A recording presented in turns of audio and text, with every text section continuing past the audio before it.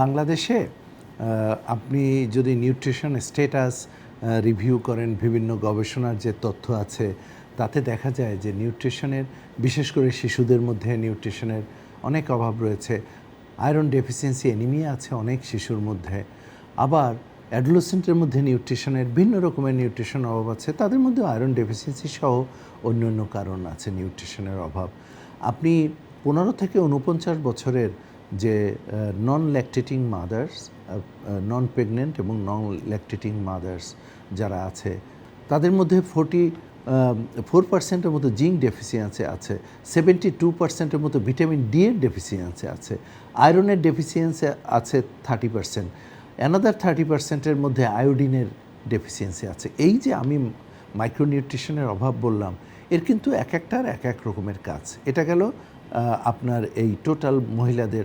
এরপরে এইজিং পপুলেশনেরও কিন্তু আর একটা সমস্যা হয়। তো এই সমস্যা দূর করার জন্য আমরা বলি জন্ম থেকে আমাদের নিউট্রিশন কার্যক্রম রয়েছে।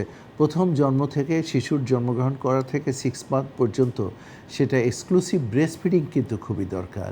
বাংলাদেশে গত 5 বছরে এক্সক্লুসিভ ব্রেস্ট ফিডিং কমে গেছে। এটা খুবই দুশ্চিন্তার বিষয়।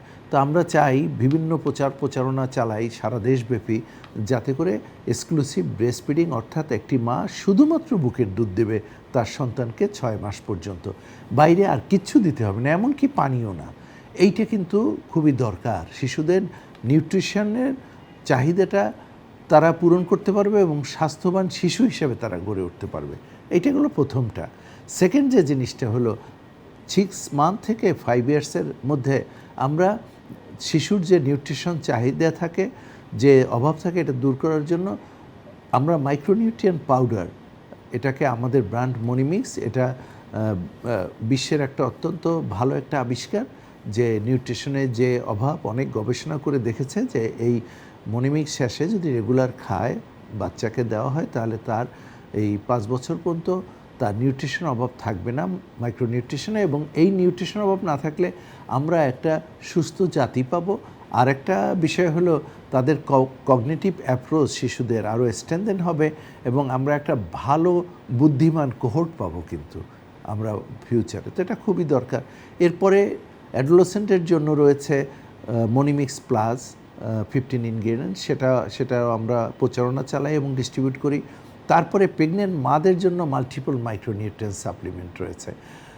আমরা এরপরে সমস্ত শিশুদের জন্য এবং সমস্ত পরিবারের অন্য অন্য সদস্যদের জন্য আমরা আমাদের যে ডিওর্মিং 6 মান্থ পর এটা কিন্তু খুবই দরকার। এই নিউট্রিশন যে আমরা কথা বলি, সেখানে শুধু নিউট্রিশন না, তাদের নিউট্রিশনের চাহিদা পূরণ করার জন্য আরেকটা বিষয় হলো তাদের ডিওর্মিং করতে হবে। কৃমি অনেকটাই ক্ষতি করে দেয় তাদের নিউট্রিশন স্ট্যাটাসকে, সেইটাও কিন্তু আমরা দূর করি পরিবারের সবার সদস্যের জন্য।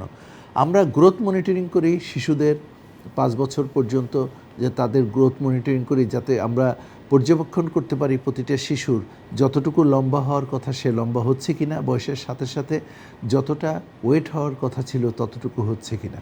এটাও কিন্তু আমরা সারা দেশব্যাপী পরিচালনা করি এই কার্যক্রম। তো এইভাবে আমরা এটাকে বলি life cycle approach of nutrition, যাতে শিশুর জন্মগ্রহণ করার পর থেকে এইজিং পর্যন্ত, এইজিং পপুলেশনের নিউট্রিশন ফুডটা কীভাবে খেতে হবে, কীভাবে তাদের বিভিন্ন নিউট্রিশন আসপেক্টে কার্যক্রম করতে হবে, সে ব্যাপারেও কিন্তু আমরা ধারণা দেই তাদের। ওই যে গ্রুপ মিটিং করি আমরা, সেই গ্রুপ মিটিংয়ের মাধ্যমে শুধু তাই নয়, এই নিউট্রিশন চাহিদা পূরণের জন্য আমরা একটা প্রোডাক্ট অচিরেই আমরা নিয়ে আসব এইজিং পপুলেশনের জন্য, যাতে করে তারা তাদের নিয়মিত ওইটা খেলে তাদের নিউট্রিশনের অভাব দূর হবে।